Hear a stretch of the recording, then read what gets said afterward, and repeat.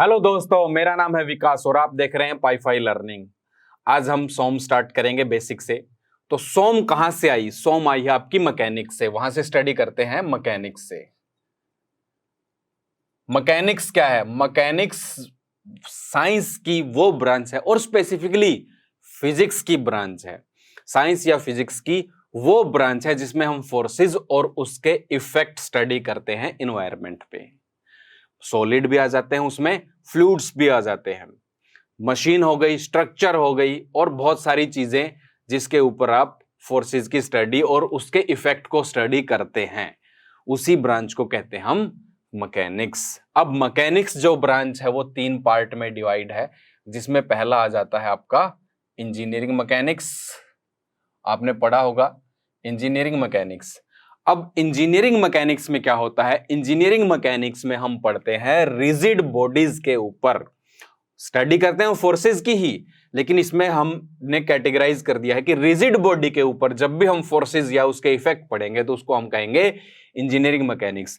Rigid body का मतलब क्या है कि जब हम फोर्स लगाएं किसी बॉडी के ऊपर, जब हम फोर्स लगाएं, मान लो ये है, इसके ऊपर अगर हम फोर्स लगाएं और उस फोर्स की वजह से इसका शेप या साइज, दोनों चीज, शेप या साइज चेंज ना हो अगर, तो उसको कहेंगे हम रिजिड बॉडी। या ये कह सकते हो जिसमें डिफॉर्मेशन ना हो, नॉन डिफॉर्मेबल बॉडी, उनको कहेंगे हम रिजिड बॉडी। और रिजिड बॉडी के ऊपर जो स्टडी होती है वो क्या होती है? Engineering mechanics. या रिजिड बॉडी को डिफाइन करने का एक और तरीका है, क्या है कि ये जो बॉडी है इस पे कहीं भी 2 पॉइंट मार्क कर लो, 1 और 2 पॉइंट सपोज कर लिया, मार्क कर लिया आपने। फोर्स लगाने से पहले और फोर्स लगाने के बाद अगर इन 2 पॉइंट के बीच में डिस्टेंस सेम है, डिस्टेंस अगर चेंज नहीं होता है, कोई भी फोर्स लगाओ आप, डिस्टेंस अगर चेंज नहीं होता है तो इस बॉडी को हम कहेंगे रिजिड बॉडी। और ये सिर्फ 2 पॉइंट के लिए नहीं है, हर एक पार्टिकल के लिए। हर एक पार्टिकल्स का आपस में रिलेटिव डिस्टेंस अगर चेंज नहीं होता है तो उसको कहेंगे हम रिजिड बॉडी। तो रिजिड बॉडी का मतलब क्या हुआ? जो डिफॉर्म ना हो, नॉन डिफॉर्मेबल बॉडीज के ऊपर जब फोर्सेस लगता है उसकी स्टडी को कहते हैं इंजीनियरिंग मैकेनिक्स। और जब बॉडी डिफॉर्म नहीं होगी, अगर बॉडी डिफॉर्म नहीं होगी तो उसके अंदर इंटरनल जो फोर्स है वो डेवलप नहीं होगा। तो यानी कि दूसरा क्या इसमें सिर्फ और सिर्फ हम एक्सटर्नल फोर्सेस के ऊपर स्टडी करते हैं, क्योंकि इंटरनल फोर्स तो डेवलप होता ही नहीं है। इंटरनल फोर्स कब डेवलप होता है? जब बॉडी डिफॉर्म होती है। बॉडी डिफॉर्म होगी तभी इंटरनल फोर्स डेवलप करेगा, और इंटरनल फोर्स यहां पर डेवलप नहीं करता क्योंकि बॉडी डिफॉर्म नहीं होती। तो इंजीनियरिंग मैकेनिक्स में रिजिड बॉडी के ऊपर पढ़ते हैं, सिर्फ और सिर्फ एक्सटर्नल फोर्सेस की स्टडी होती है यहां पर। और इसके बाद इसकी सब ब्रांच होती है, काइनेमेटिक्स, काइनेटिक्स और डायनेमिक्स टाइप से इसकी ब्रांचेस अलग अलग होती हैं। तो वो आपकी रेस्ट पे है या मोशन में है, उस टाइप से वो ब्रांचेस अलग अलग होती है। अब दूसरा पार्ट इसका आ जाता है जो हम पढ़ते हैं सोम, स्ट्रेंथ ऑफ मटेरियल, जिसको आप कहते हो स्ट्रेंथ ऑफ मटेरियल, सोम। सोम में हम डिफॉर्मेबल बॉडीज, यानी इंजीनियरिंग मैकेनिक्स से अलग डिफॉर्मेबल बॉडीज और सॉलिड बॉडीज के ऊपर हम पढ़ते हैं। सॉलिड होनी चाहिए, डिफॉर्मेबल बॉडीज के ऊपर पढ़ते हैं कि जब आप फोर्स लगाओ वो बॉडी डिफॉर्म हो जाए तो उसको हम किस में पढ़ेंगे? सोम में पढ़ेंगे। और डिफॉर्म अगर हो गई तो इंटरनल फोर्स भी डेवलप होंगे। बॉडी डिफॉर्म होगी तो इंटरनल फोर्स भी डेवलप होंगे, और इंटरनल फोर्सेस और एक्सटर्नल फोर्सेस दोनों की स्टडी होती है। यानी कि यहां पर अगर आप लिखना चाहो तो क्या लिखोगे? It is the study of deformable bodies, पहली चीज। दूसरी चीज, इसमें इंटरनल एंड एक्सटर्नल फोर्सेस की स्टडी और उनके इफेक्ट देखते हैं किसके ऊपर? डिफॉर्मेबल बॉडीज के ऊपर, उसको कहते हैं हम सोम, स्ट्रेंथ ऑफ मटेरियल। इसके और भी नाम है, mechanics of material, strength of material, mechanics of material, mechanics of solids, mechanics of deformable bodies, mechanics of deformable bodies, या थ्योरी ऑफ इलास्टिसिटी भी बोलते हैं इसको, थ्योरी ऑफ इलास्टिसिटी, या सिंपली सॉलिड मैकेनिक्स भी बोल देते हैं। तो ये सभी नाम एक ही सब्जेक्ट के हैं और वो है आपका सोम। तो नाम अगर डिफरेंट हो तब भी कोई फर्क नहीं पड़ता, सब्जेक्ट आपका यही है। फॉरेन राइटर की जो बुक्स आती है वो मैकेनिक्स ऑफ मटेरियल के नाम से आती हैं। उसके बाद थर्ड जो पढ़ते हैं हम वो पढ़ते हैं फ्लूइड मैकेनिक्स, जब फ्लूइड के ऊपर फोर्सेस लग रहे हैं और उनके इफेक्ट जो फ्लूइड के ऊपर क्या होंगे उसको हम स्टडी करेंगे फ्लूइड मैकेनिक्स में। अब इसमें हम देखेंगे कि प्रिंसिपल ऑब्जेक्टिव ऑफ सोम, जो हम सोम पढ़ रहे हैं उसका ऑब्जेक्टिव क्या है, सोम पढ़ के क्या होगा, इंजीनियरिंग में इसका क्या फायदा होने वाला है वो हम पढ़ेंगे। देखो, स्ट्रेंथ ऑफ मटेरियल में हम क्या निकालते हैं, स्ट्रेस निकालते हैं, स्ट्रेन निकालते हैं, डिफॉर्मेशन निकालते हैं, मूवमेंट्स निकालते हैं, ये सब वैल्यू निकालते हैं। तो वो क्यों निकालते हैं, देखो वो सब वैल्यूज निकालते हैं और फिर उसके बाद हमें पता होता है कि मान लो कि ये बॉडी है और इस बॉडी पे कितना फोर्स हम लगाएं या कितना मूवमेंट हम लगाएं कि ये ब्रेक हो जाएगी। तो ब्रेक हो जाएगी तो उससे हमें पता चल जाएगा ना कि मैक्सिमम लिमिट क्या है, तो हमें मैक्सिमम लिमिट पता चल जाएगी और हम जो लोड लगा रहे हैं उसका भी पता चल जाएगा कितना है। मान लो सपोज करो मुझे एक चेयर बनानी है बैठने के लिए, तो चेयर बनानी है, चेयर पे मुझे बैठना है, तो वो चेयर मेरा वेट तो लेना चाहिए ना उसको। अगर मान लो मैं उसके ऊपर चेयर के ऊपर बैठूं और वो टूट जाए तो उस चेयर का क्या फायदा होगा।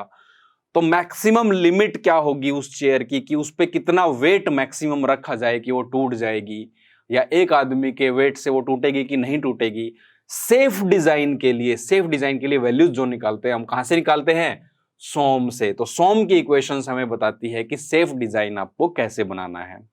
या आप ये कह दो कि जी मैं तो उसको स्टील की बना देता हूं, स्टेनलेस स्टील की बना देता हूं, वो नहीं टूटेगी और थिकनेस भी इस हिसाब से ले लूंगा मटेरियल की कि वो नहीं टूटेगी, कितना भी चाहे 10 आदमी बैठ जाओ उसके ऊपर।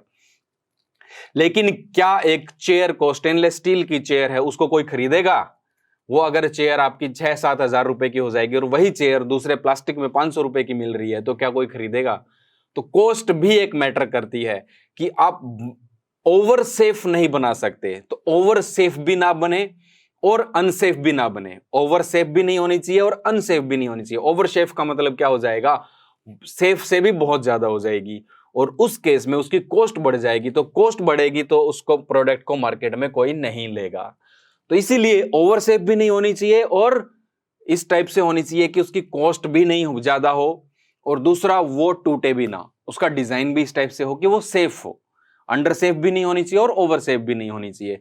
तो इस टाइप से डिजाइन करने के लिए किसी मटेरियल को या किसी कंपोनेंट को या किसी प्रोडक्ट को डिजाइन करने के लिए हमें क्या चाहिएगी, सोम की इक्वेशन चाहिएगी। तो हम इसीलिए हम सोम को स्टडी करते हैं। ठीक है, डिटेल्स में आपको सब कुछ वो सब नोट्स में आप देख लेंगे, वहां पे लिखा हुआ है सब कुछ। तो डिटेल में यहां पर मैं आपको एक एक चीज नहीं लिखवाऊंगा, तो आप देख लेंगे नोट से। नेक्स्ट टॉपिक जो हम इसमें पढ़ने वाले हैं वो assumptions made in all basic some equations. जो पूरा का पूरा सोम जो सब्जेक्ट है वो कुछ एजम्पशंस पे टिका हुआ है कि एज्यूम कर रहे हैं हम सब मटेरियल्स के लिए कुछ भी जो एजम्पशंस कर रहे हैं उन एजम्पशंस के ऊपर टिका हुआ है। वो एजम्पशंस देख लेते हैं क्या है, एक एक करके पढ़ेंगे। तो सबसे पहला एजम्पशन है इसमें, material should be homogeneous and isotropic. जो मटेरियल है आपका होमोजीनियस भी होना चाहिए और आइसोट्रोपिक भी होना चाहिए। Material should be homogeneous and isotropic. अब इसका मतलब क्या है, देखो इसका मतलब देखते हैं। आपने एक टर्म पढ़ी होगी इलास्टिक प्रॉपर्टीज या इलास्टिक कांस्टेंट्स आपने पढ़े होंगे, ई, जी, के एंड म्यू। 4 इलास्टिक कांस्टेंट पढ़े होंगे, अभी 4 से ही आप वाकिफ हो, और भी बहुत सारे होते हैं। तो 4 इलास्टिक कांस्टेंट, ई जो है यंग्स मॉडुलस होता है, जी आपका मॉडुलस ऑफ रिजिडिटी होता है, के बल्क मॉडुलस होता है और म्यू पॉइजंस रेशियो होता है। तो ये चारों के चारों इलास्टिक कांस्टेंट पढ़े होंगे, और भी बहुत सारे इलास्टिक कांस्टेंट होते हैं, बट हमें अभी हम 4 ही पढ़ रहे हैं।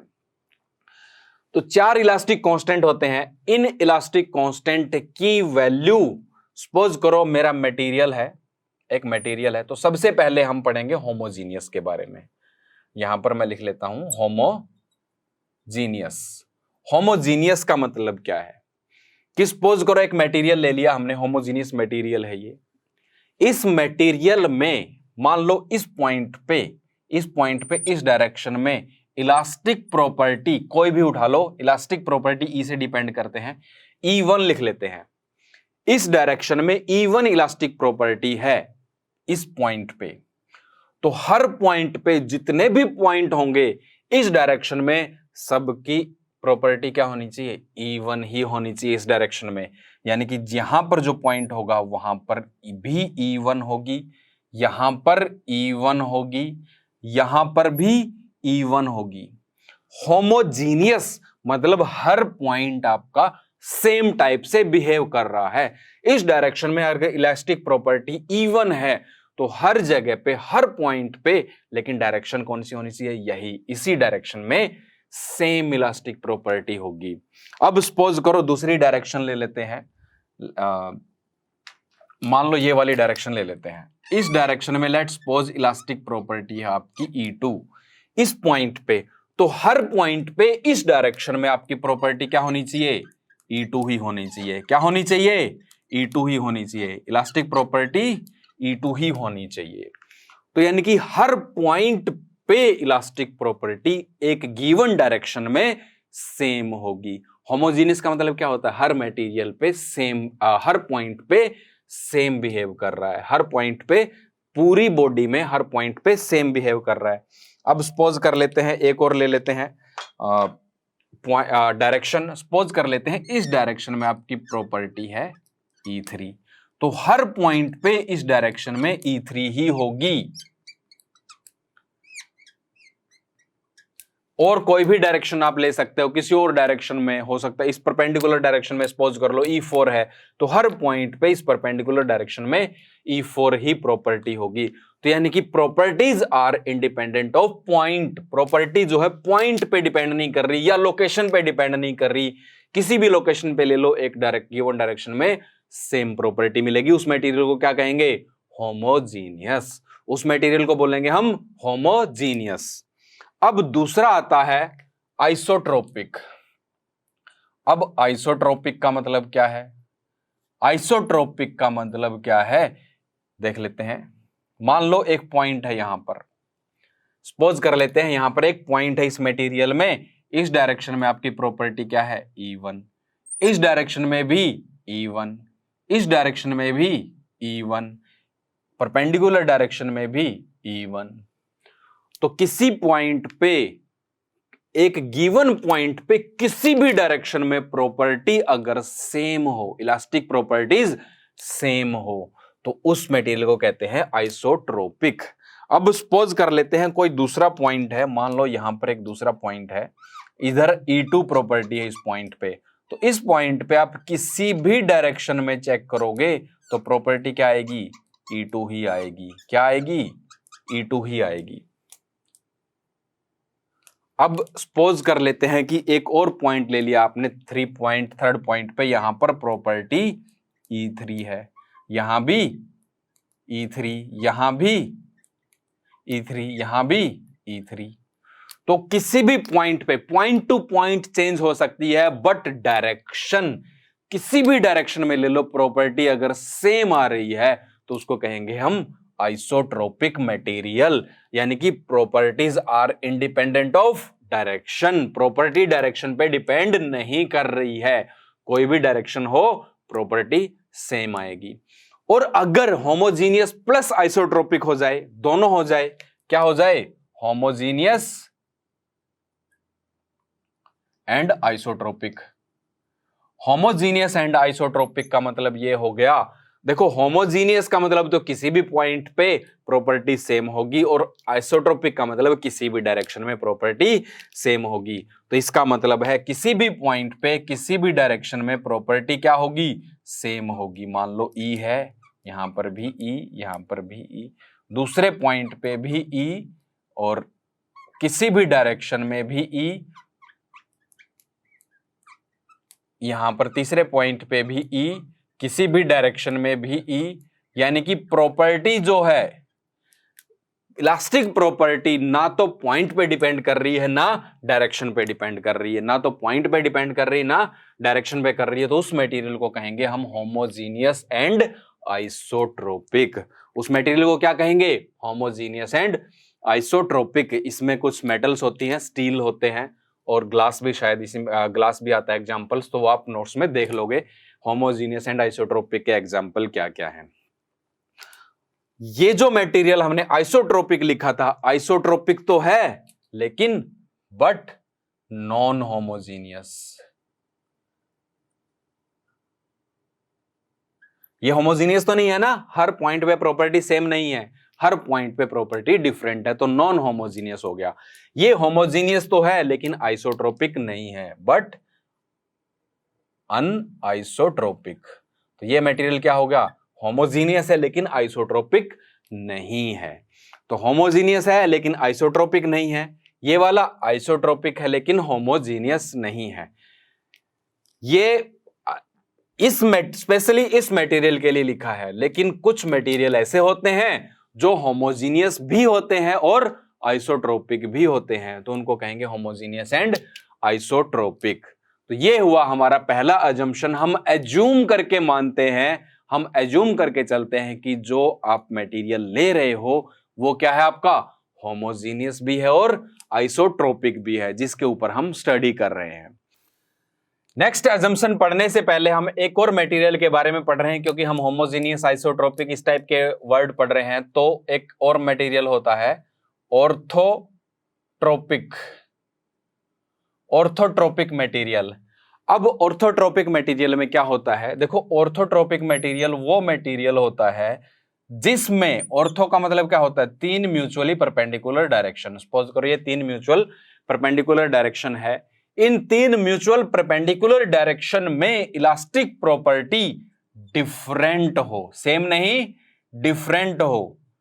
बाकी सबसे हमें कोई मतलब नहीं है कि क्या है, बाकी सब में हो सकता है सेम भी हो, बाकी सब में हो सकता है सेम भी हो, बाकी डायरेक्शंस में हो सकता है सेम हो या डिफरेंट हो, लेकिन तीन म्यूचुअल परपेंडिकुलर डायरेक्शन में इलास्टिक प्रॉपर्टीज अगर डिफरेंट है तो उसको कहेंगे हम ऑर्थोट्रोपिक मटेरियल। इसमें वुड आता है, वुड जो होता है वो ऑर्थोट्रोपिक मटेरियल होता है, या लेयर्ड मटेरियल जो लेयर से बना हो, एक लेयर के ऊपर दूसरी लेयर। वुड को अगर काट के देखोगे तो लेयर्स होती हैं, एक लेयर के ऊपर दूसरी लेयर।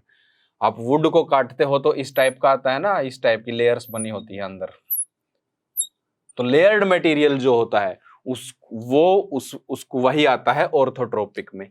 या रोल्ड मटेरियल जो रोलिंग प्रोसेस से बनाया जाता है, रोलिंग प्रोसेस से जो मटेरियल बनाया जाता है उसको भी ऑर्थोट्रोपिक बोलते हैं, वो भी ऑर्थोट्रोपिक का एग्जांपल है। तो और भी कुछ एग्जांपल्स हैं इसके, वो आप देख लेंगे नोट्स में। तो ये ऑर्थोट्रोपिक हुआ। इसके बाद हम पढ़ते हैं नेक्स्ट एजम्पशन। दूसरा एजम्पशन क्या है, सेकंड एजम्पशन आता है इसमें, member should be prismatic. Prismatic का मतलब होता है यूनिफॉर्म क्रॉस सेक्शन। यानी कि जो सॉम में पढ़ते हैं हम मान के चलते हैं कि जब तक हमें गिवन ना हो कि ये टेपर है या कुछ और है, तो हम मान के चलेंगे कि उसका जो क्रॉस सेक्शन है थ्रू आउट द लेंथ वो सेम है, सेम क्रॉस सेक्शन है। जैसे आपकी सपोज करो इस टाइप का ये बीम है, तो हम मान के चलेंगे कि यहां पर जो क्रॉस सेक्शन है वही यहां पे है, वही यहां पे है, वही यहां पे है, सेम क्रॉस सेक्शन है। इसी को कहेंगे प्रिज्मेटिक। प्रिज्मेटिक का मतलब होता है सेम क्रॉस सेक्शन। तो ये सेकंड एजम्पशन है। थर्ड एजम्पशन है मटेरियल शुड ओबे Hooke's law. Hooke's law, material जो है हुक्स लॉ को ओबे करेगा। हुक्स लॉ क्या होता है, हुक्स लॉ होता है स्ट्रेस वर्सेस स्ट्रेन डायग्राम बना लेते हैं। स्ट्रेस को सिग्मा लिखते हैं, इसको एप्सिलॉन लिखते हैं, स्ट्रेन को। स्ट्रेस वर्सेस स्ट्रेन डायग्राम आप बनाओगे तो इस टाइप से बनेगा इलास्टिक लिमिट तक। ये आपका इलास्टिक लिमिट है, और यहां पर इलास्टिक लिमिट से थोड़ा सा पहले जहां तक ये लाइन बिल्कुल स्ट्रेट होती है उसको बोलते हैं प्रोपोर्शनल लिमिट। तो हुक्स लॉ ये कहता है within proportional limit stress is directly proportional to strain. Stress क्या है, स्ट्रेन के डायरेक्टली प्रोपोर्शनल है।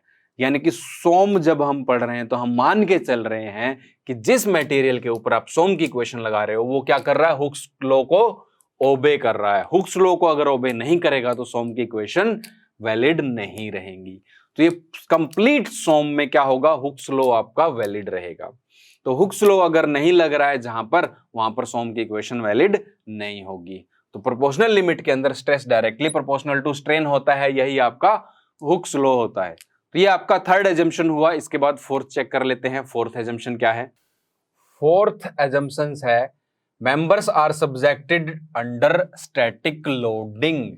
Members are subjected under static loading. Static load का मतलब क्या होता है? स्टैटिक लोड का मतलब ये होता है, स्टैटिक लोड, स्टैटिक लोड का मतलब होता है कि जिस लोड की डायरेक्शन एंड मैग्नीट्यूड टाइम के साथ चेंज ना हो, जिस लोड की डायरेक्शन भी और मैग्नीट्यूड भी टाइम के साथ चेंज ना हो, उस लोड को कहेंगे हम स्टैटिक लोड। तो स्टैटिक लोड में मेंबर्स के ऊपर क्या लग रहा है? स्टैटिक लोड लग रहा है, यानी कि लोड जो है टाइम के साथ और टाइम के साथ चेंज नहीं हो रहा, ना ही डायरेक्शन में और ना ही मैग्नीट्यूड में। यह फोर्थ एजम्पशन। फिफ्थ एजम्पशन है effect of true stress and true strain is neglected. True stress and true strain, true stress and true strain, true stress and true strain का इफेक्ट नेग्लेक्ट कर देंगे। इसका मतलब क्या है? ट्रू स्ट्रेस और true strain क्या होता है, चलो चेक कर लेते हैं। देखो क्या होता है, मान लो एक मेंबर है इस टाइप से, सपोज कर लेते हैं ये इसका जो यहां पर एक फोर्स लग रहा है F और इसका डायमीटर D नोट है। ओरिजिनल डायमीटर, ओरिजिनल डायमीटर क्या है? D नोट है। जब आपने इसके ऊपर फोर्स लगाया, जब आपने इसके ऊपर फोर्स लगाया, फोर्स लगाने की वजह से इसके कुछ डिफॉर्मेशन हुई। डिफॉर्मेशन होने के बाद सपोज कर लेते हैं इसका डायमीटर थोड़ा सा चेंज हो गया। इसका डायमीटर क्या हो गया? थोड़ा सा चेंज हो गया। और इस डायमीटर को लिख लेते हैं DI, इंस्टेंटेनियस डायमीटर। DI का मतलब है इंस्टेंटेनियस डायमीटर। DI मतलब इंस्टेंटेनियस डायमीटर। अब इसके ऊपर अगर स्ट्रेस निकालोगे, देखो स्ट्रेस का फॉर्मूला क्या होता है? Force per unit area. जब आप ट्रू स्ट्रेस निकालोगे, ट्रू स्ट्रेस, तो आएगा force per unit instantaneous area. और इंस्टेंटेनियस एरिया क्या है आपके पास? π/4 DI का स्क्वायर, π/4 DI का स्क्वायर। यानी कि ट्रू स्ट्रेस की वैल्यू क्या आएगी? ये 4 ऊपर चला जाएगा, 4F divide by pi into DI square. ऐसे ही ट्रू स्ट्रेन निकालोगे तो आपको पता है सिग्मा ट्रू क्या होता है? Young's modulus into true strain. तो ट्रू स्ट्रेन जब निकालोगे तो सिग्मा टी बाय क्या हो जाएगा? ई हो जाएगा। तो this is sigma T by E. और सिग्मा टी आपको पता है क्या आया है? 4F divide by pi DI का स्क्वायर इंटू ई, और हो जाएगा, ये हो जाएगा आपके पास true strain. True stress and true strain पता चल गया। अब बात करते हैं कि फिर हम पढ़ते क्या हैं? हम पढ़ते हैं engineering stress and engineering strain. जब इंजीनियरिंग स्ट्रेस निकालोगे तो आप निकालोगे F divide by A note, original area. Starting में क्या एरिया था वो वाला, तो यह आ जाएगा आपके पास 4F divide by pi D note square. अब यहां पर D नोट आया है और यहां पर DI आया है, और आपको पता है DI की वैल्यू लेस देन होगी D नोट से, DI की वैल्यू कम होगी। कभी अगर कंप्रेस करेंगे तो DI क्या हो जाएगा? ज्यादा हो जाएगा D नोट से। तो इंजीनियरिंग स्ट्रेस में तो हमें ओरिजिनल डायमेंशन चाहिए, और true stress and true strain में हमें इंस्टेंटेनियस डायमेंशन चाहिए। तो हम true stress and true strain को क्यों नहीं पढ़ते हैं वो भी देख लेते हैं। देखो इंस्टेंटेनियस डायमेंशन मतलब टाइम टू टाइम हमें डायमेंशन चाहिए। जिस टाइम आप स्ट्रेस निकाल रहे हो उसी टाइम की आपको डायमेंशन चाहिए। तो वो टाइम टू टाइम डायमेंशन आपको कब मिलेगी, कहां मिलेगी? एक्सपेरिमेंट से। जब आप एक्सपेरिमेंट करोगे तो उस टाइम आप उसको ऑब्जर्व कर सकते हो, एक्सपेरिमेंटली ऑब्जर्व कर सकते हो इंस्टेंटेनियस डायमेंशंस को। लेकिन हम सब्जेक्ट पढ़ रहे हैं, क्या पढ़ रहे हैं? थ्योरेटिकल में। सब्जेक्ट क्या पढ़ रहे हैं? थ्योरेटिकल में। तो थ्योरेटिकली जब सब्जेक्ट पढ़ेंगे तो हमारे पास एक्सपेरिमेंटल डाटा तो नहीं होगा हर चीज का। एक्सपेरिमेंटल डाटा अगर हमारे पास अवेलेबल नहीं है, इसीलिए हम इंजीनियरिंग स्ट्रेस और इंजीनियरिंग स्ट्रेन को पढ़ते हैं, true stress and true strain को नहीं पढ़ते हैं, क्योंकि ट्रू स्ट्रेस और ट्रू स्ट्रेन में हमें इंस्टेंटेनियस डाटा चाहिए जो कि हमारे पास अवेलेबल नहीं है। तो हम ओरिजिनल डायमेंशन लेके ही हम कैलकुलेशन करते हैं। तो true stress and true strain का इफेक्ट नेग्लेक्ट कर देते हैं। क्या पढ़ते हैं हम? इंजीनियरिंग स्ट्रेस और इंजीनियरिंग स्ट्रेन। इंजीनियरिंग स्ट्रेस का मतलब क्या है? ओरिजिनल डायमेंशन को लेके हम स्ट्रेस निकाल रहे हैं। तो ये हुआ आपका फिफ्थ एजम्पशन। आई होप आपको समझ में आ रहा होगा। अब नेक्स्ट एजम्पशन देखेंगे हम। नेक्स्ट एजम्पशन है इसमें sixth assumption, Saint Venant's principle is applicable. Saint Venant's principle is applicable. अब सेंट वेनांस प्रिंसिपल क्या कहता है वो देखते हैं। ये अजम्पशन क्या है कि हर मेंबर के लिए सेंट वेनांस का जो प्रिंसिपल है वो लागू होगा। अब ये क्या कहता है, चलिए इसको स्टडी करते हैं पहले। सेंट वेनांस प्रिंसिपल है क्या?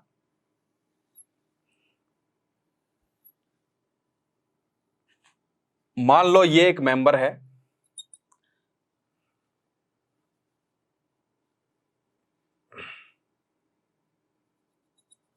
और यहां पर एक फोर्स लगाया है P।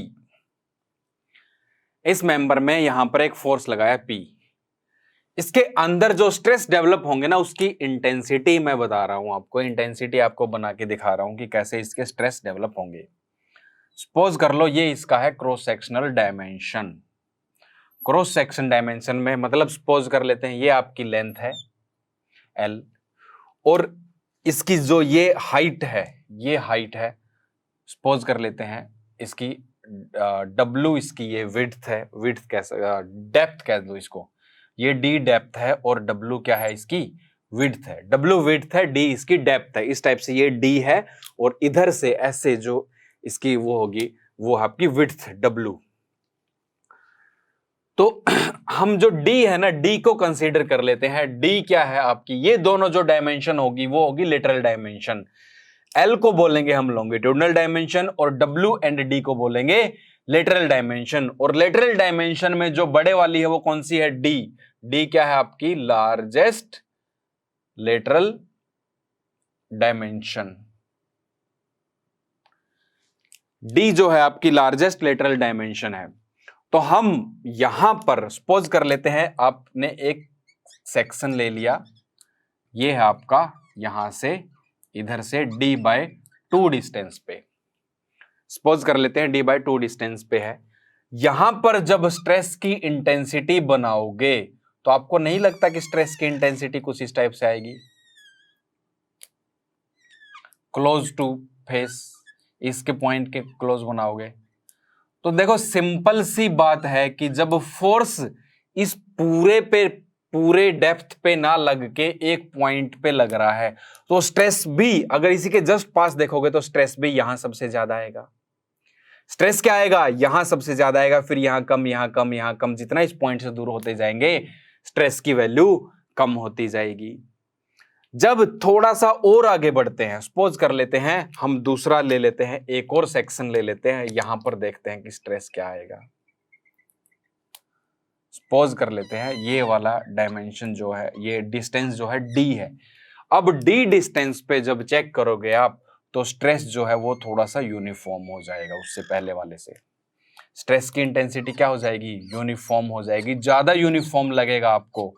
यहां पर इसमें वेरिएशन ज्यादा था, यहां पर 0 के बिल्कुल पास है, 0 ही कह सकते हो, और यहां पर मैक्सिमम है।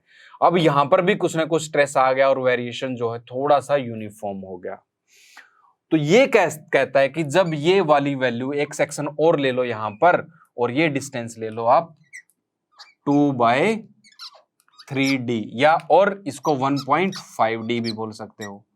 क्या बोल सकते हो? 2/3 का मतलब 1.5D। जब 1.5D पे आप स्ट्रेस देखोगे तो कंप्लीटली यूनिफॉर्म स्ट्रेस आपको मिलेगा। कंप्लीटली क्या मिलेगा? यूनिफॉर्म स्ट्रेस मिलेगा। और इसके आगे के जितने भी सेक्शन होंगे सब जगह पे uniform cross section, uniform stress आपको मिलेगा। यही है सेंट वेनांस का प्रिंसिपल। सेंट वेनांस का प्रिंसिपल ये कहता है कि स्ट्रेस जो है वो नॉन यूनिफॉर्म डिस्ट्रीब्यूटेड होते हैं। कहां पे? Point of application of load के बिल्कुल पास जब देखोगे। Point of application of load का मतलब ये वाला पॉइंट जिस पे आपका लोड लग रहा है, इस पॉइंट के बिल्कुल पास में देखोगे तो वहां पर स्ट्रेस नॉन यूनिफॉर्मली डिस्ट्रीब्यूटेड होते हैं। और जब इससे दूर जाते जाएंगे तो यूनिफॉर्म होता जाएगा। और जब इससे काफी दूर चले जाएंगे मतलब कितना दूर? जब आपका जो डिस्टेंस है वो कितना हो जाएगा? ग्रेटर देन और equal to 2/3 into largest lateral dimension.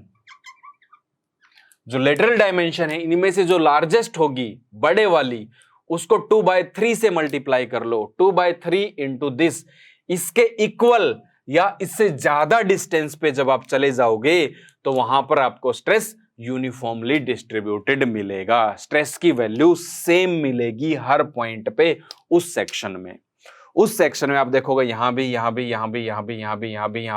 हर जगह स्ट्रेस की वैल्यू सेम मिलेगी, यानी कि यूनिफॉर्मली डिस्ट्रीब्यूटेड होगा स्ट्रेस। इसी को कहते हैं सेंट वेनांस प्रिंसिपल। फिर से बता देते हैं कि स्ट्रेस जो है नॉन यूनिफॉर्मली डिस्ट्रीब्यूटेड होंगे जब आप किस सेक्शन पे चेक कर रहे हो? Point of application of load के बिल्कुल पास चेक कर रहे हो। Near to point of application of load stresses are non uniformly distributed. Stress जो है नॉन यूनिफॉर्मली डिस्ट्रीब्यूटेड है जहां पर आपका लोड लग रहा है उस पॉइंट के पास अगर चेक करते हो। और जब दूर चेक करते हो तो स्ट्रेस आर यूनिफॉर्मली डिस्ट्रीब्यूटेड। और दूर कितना होना चाहिए? ग्रेटर देन और equal to 2/3 into largest lateral dimension. Lateral dimension में से जो भी आपकी बड़ी है उसको 2/3 से मल्टीप्लाई कर दो। या तो डिस्टेंस उतना होना चाहिए या उससे ज्यादा होना चाहिए। 1.5 या 2/3 से मल्टीप्लाई करोगे यानी कि 1.5 गुना लार्जेस्ट जो डायमेंशन होगी उसका 1.5 गुना होना चाहिए या उससे ज्यादा दूर आप चेक करोगे तो वहां पर आपके स्ट्रेस जो है यूनिफॉर्मली डिस्ट्रीब्यूटेड होंगे। यही आपका सेंट वेनांस प्रिंसिपल। तो एजम्पशन ये कहता है कि ये वाला प्रिंसिपल आपका वैलिड होना चाहिए या ये वाला प्रिंसिपल आपका लगेगा ही लगेगा। 7th एजम्पशन है इसमें, मेंबर या body should be deformable.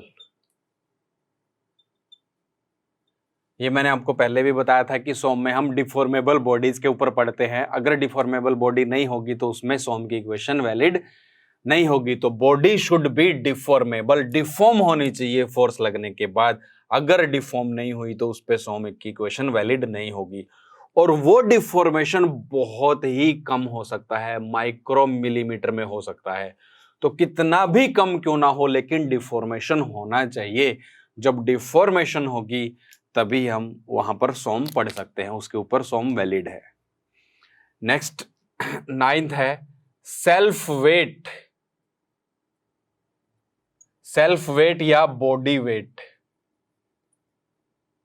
Self weight या body weight should be neglected. जब हम बीम के बारे में पढ़ते हैं तो बीम का खुद का वेट कंसीडर नहीं करते हैं, या किसी भी मेंबर के ऊपर फोर्स कितना लग रहा है, स्ट्रेस स्ट्रेन जो चेक करते हैं तो उसका सेल्फ वेट हम कंसीडर नहीं करते हैं। तो ये self weight should be neglected. तो यहां पर सोम के अंदर हम क्या करते हैं, सेल्फ वेट को नेग्लेक्ट कर देते हैं कि अगर आप बीम आपका रखा हुआ तो बीम का खुद का भी तो वेट है, तो बीम का जो खुद का वेट है उसको हम नेग्लेक्ट कर देते हैं सोम पढ़ते हुए।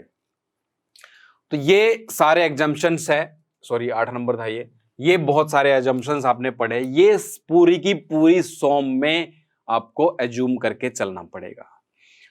अब आप कहोगे कि सर इतने सारे एजम्पशन लेने के बाद जो हमारी इक्वेशंस आएंगी क्या वो हमारी सही रिजल्ट देंगी? इतने सारे एजम्पशन करने के बाद क्या इक्वेशन सही आएगी? मान लो हमने होमोजीनियस आइसोट्रोपिक मटेरियल मान लिया है बट वो होमोजीनियस एंड आइसोट्रोपिक नहीं है, तो जब हम उसका एनालिसिस करेंगे तो क्या हमें जो रिजल्ट मिलेगा, जो स्ट्रेस स्ट्रेन की वैल्यू मिलेगी, क्या वो वही होगी जो हमने निकाली है? क्या प्रैक्टिकली भी वही आएगी जो हमने थ्योरेटिकली निकाली है? तो ऐसा पॉसिबल नहीं हो सकता। ऐसा पॉसिबल नहीं हो सकता। जो हम वैल्यू निकालेंगे वो वैल्यू बिल्कुल एग्जैक्टली इक्वल नहीं आएगी प्रैक्टिकल के। अब प्रैक्टिकल के जब इक्वल नहीं आएगी तो फिर हम क्यों पढ़ रहे हैं? फिर फायदा क्या पढ़ने का? भाई फिर फायदा क्या है? जैसे थर्मोडायनेमिक्स में हमने कार्नोट साइकिल पढ़ा और कार्नोट साइकिल रियल में एग्जिस्ट ही नहीं करता है, फिर भी हम उसको पढ़ते हैं, कंपैरिजन के लिए पढ़ते हैं। या ये कह सकते हो आप ऑटो साइकिल या डीजल साइकिल या ड्यूल साइकिल जब पढ़ते हैं, ऑटो साइकिल हम मान के चलते हैं कि पेट्रोल इंजन ऑटो साइकिल पे वर्क करता है, लेकिन एग्जैक्टली उसके ऊपर वर्क नहीं करता है, एग्जैक्टली उसके ऊपर वर्क नहीं करता है। और हम जो फ्यूल एयर मिक्सचर है, जो भी हम उसको आइडियल गैस मान लेते हैं, वो भी आइडियल गैस नहीं होती है। तो हम फिर भी स्टडी करते हैं। तो हम स्टडी इसलिए करते हैं कि मान लो 100% हमारे पास एक्यूरेट रिजल्ट नहीं आ रहा, तो कुछ तो आए, कुछ तो आए। कितना? 80%, 90% तो हमारा मैच करे। मान लो कि मैंने वेट की मतलब स्ट्रेस की वैल्यू निकाली कि 100 है, स्ट्रेस जो इस बॉडी में प्रोड्यूस होगा थ्योरेटिकली 100 है, और वो 120 जब प्रैक्टिकली हमने देखा तो 120 उसमें स्ट्रेस प्रोड्यूस हो रहा था या इंड्यूस हो रहा था। तो हम कुछ तो पास पहुंचे, कुछ तो हम नजदीक पहुंचे। अगर हम एजम्पशन नहीं करेंगे, अगर हम एज्यूम नहीं करेंगे, तो हम एक्चुअल वैल्यूज कभी नहीं निकाल पाएंगे। अगर हम एजम्पशन नहीं करेंगे तो हम कोई रिलेशन निकाल ही नहीं पाएंगे, कोई इक्वेशन बना ही नहीं पाएंगे। इतना कॉम्प्लिकेटेड सब कुछ हो जाएगा कि हमारी इक्वेशंस आएंगी ही नहीं, हम उसको स्टडी नहीं कर पाएंगे। तो जो हम स्टडी कर रहे हैं, जो हम इक्वेशंस बना रहे हैं, ये सब इसको थोड़ा सा इजी करने के लिए हम एजम्पशन करते हैं।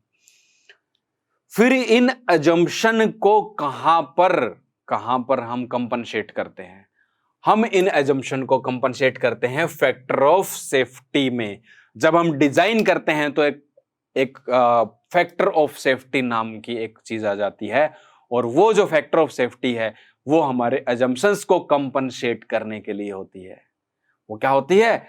जब एजम्पशन जो हमने माने, मान लो मटेरियल हमारा होमोजेनियस एंड आइसोट्रोपिक नहीं है, और हमने माना था कि मटेरियल होमोजेनियस एंड आइसोट्रोपिक है, तब हमने वो इक्वेशन निकाली हुई है, तो हम वहां पर फैक्टर ऑफ सेफ्टी यूज करते हैं, और फैक्टर ऑफ सेफ्टी यूज करके हम उसको कंपनसेट कर देते हैं इन एजम्पशंस को।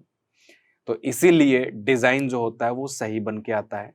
फैक्टर ऑफ सेफ्टी की वैल्यू बहुत सारी चीजों से निकाली जाती है, एक्सपेरिमेंटल डाटा भी इन्वॉल्व होता है, तो फैक्टर ऑफ सेफ्टी को यूज कर लेते हैं।